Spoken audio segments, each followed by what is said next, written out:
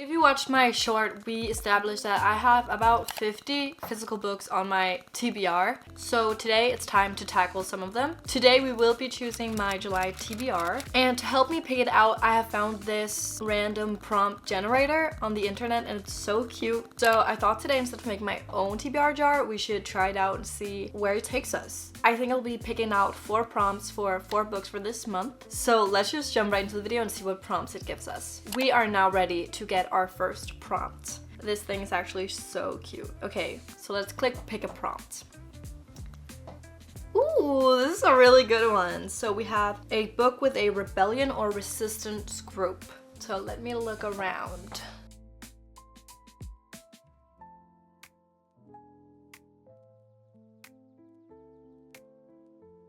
Kind of a little hard.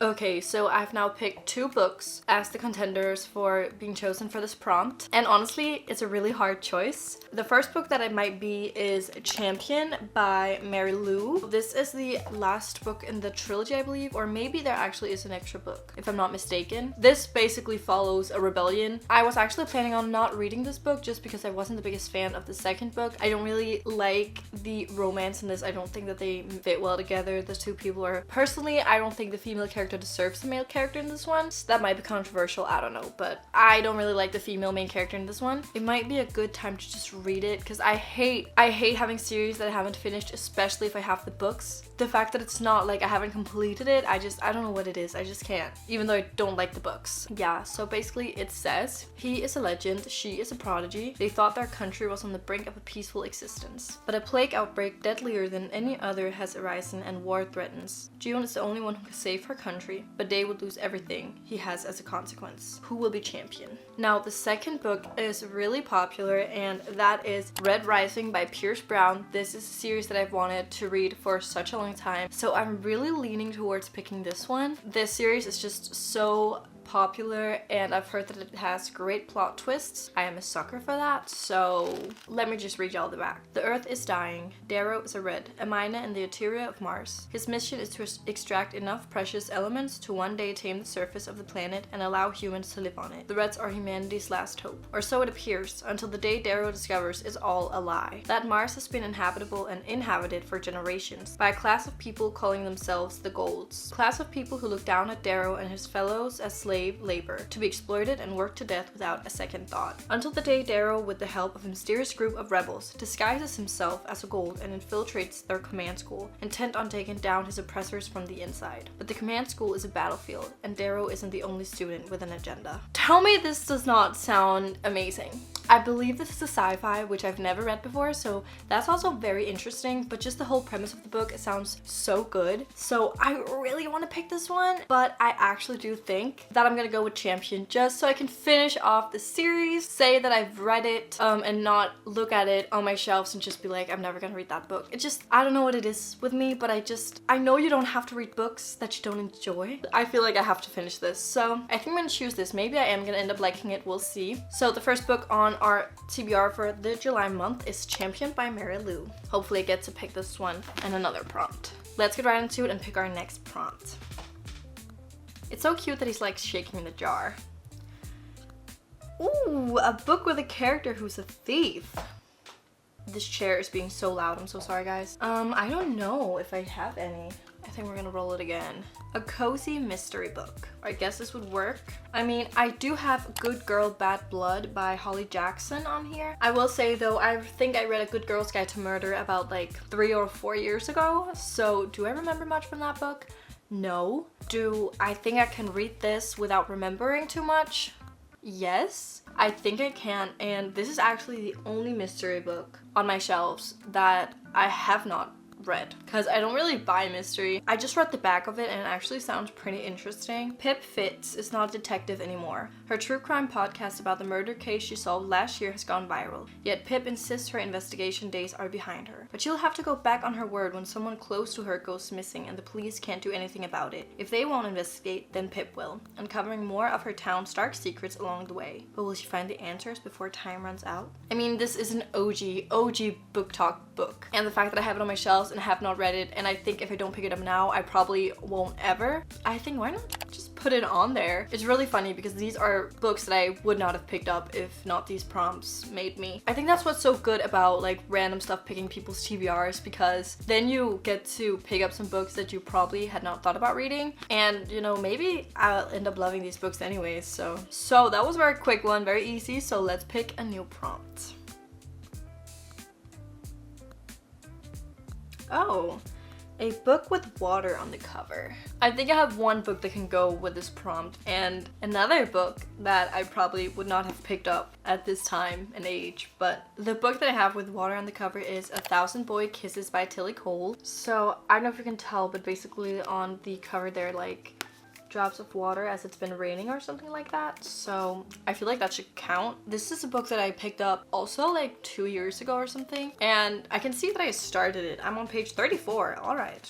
I don't remember anything. I believe this book has a very sad ending and it's a romance. I'm not sure. I haven't seen this book on the internet for such a long time. That's gonna be very interesting. Let's see what the book says. Oh wait, is this a book where the male main character is Danish? That's a Danish last name, I believe. It says, Rune Christensen and Poppy Litchfield met as children and swore to be friends forever. As teenagers, this grew into a love that promised to last a lifetime, but their worlds were shattered when Rune was sent home to his native Norway. Okay, it literally says in the back, from Norway.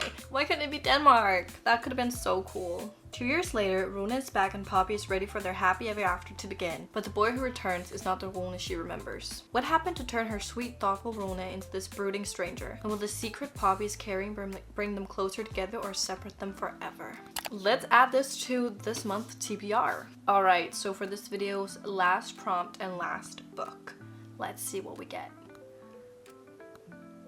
A book with a black spine. Okay, now I should have quite a few to choose from. I think let's go for a book with like a pretty much just black spine. All right, so I did have a few to choose from, and I've now ended up with 3 books that I'm gonna be choosing between. First, we have Six of Crows by Leigh Bardugo, and another classic that I just have not gotten to yet. I have read the Shadow and Bone trilogy, which I thoroughly enjoyed, so I think I would probably like this one too, as it is set in the Grishaverse. I think I tried to start reading this book and I was just very confused going into it, which is very common with fantasy books. You need the whole world building, getting to know the characters and everything.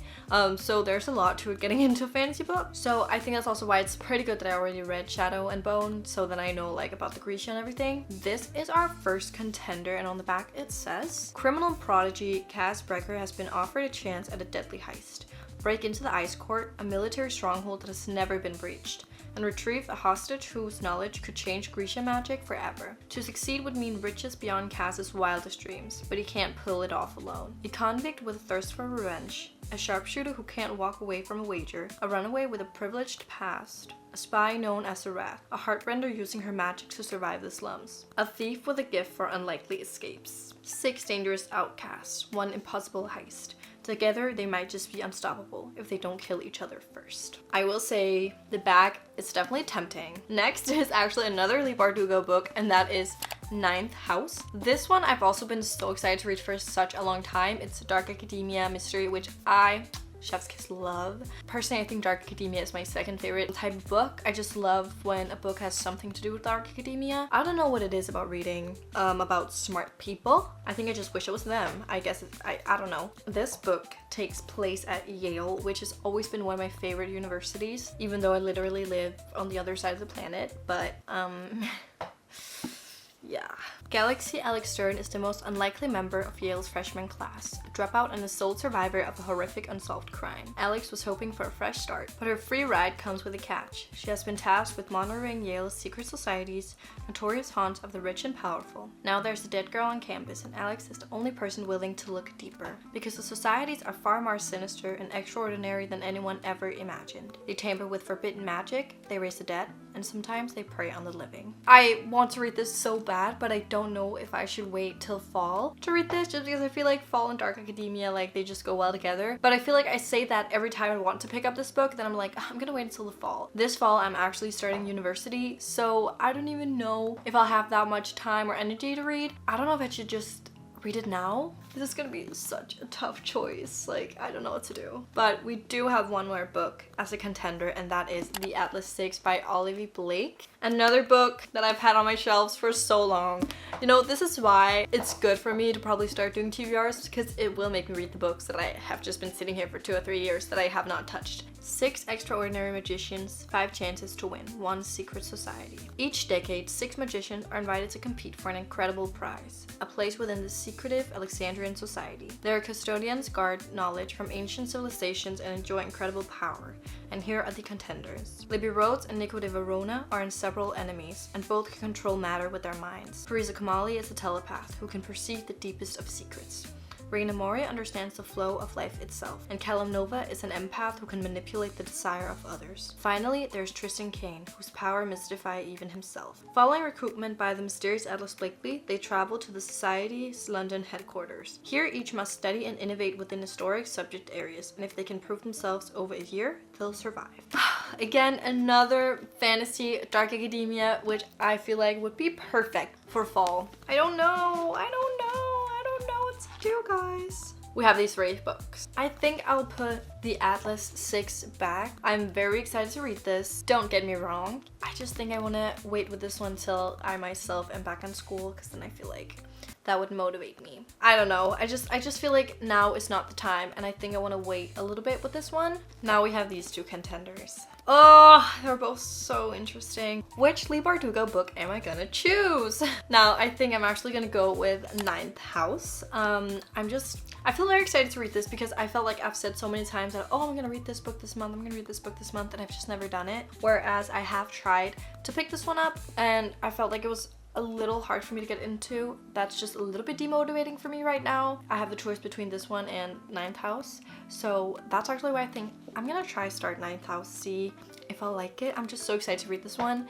It's almost like I've been a little scared to start it because I'm so excited. So maybe it's just time for me to put it on the TBR. I think we're gonna go with this one. All right, guys, we have here a very, very mixed TBR with books that I really would not have picked up, but I'm very excited actually.